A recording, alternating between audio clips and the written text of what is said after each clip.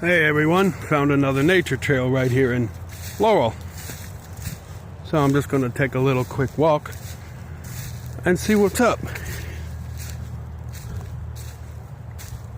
Guys, this is also another known cruising site. I think you probably like it.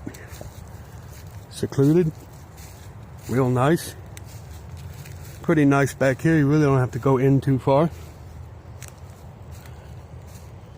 You can just sit out here and just totally relax. Hopefully somebody will come by and make you feel good, and it'll be great. There's a few over there. Pretty cool. Very quiet. Very secluded.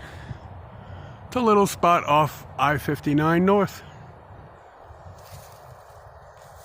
I'm just hoping somebody comes in and wants to play. I'm all for that, hun.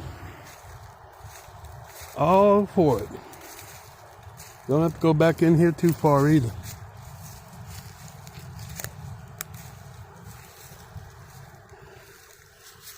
Oh yeah, it's all good here. Nice and quiet. Right here, I-59 North rest stop. A few miles north of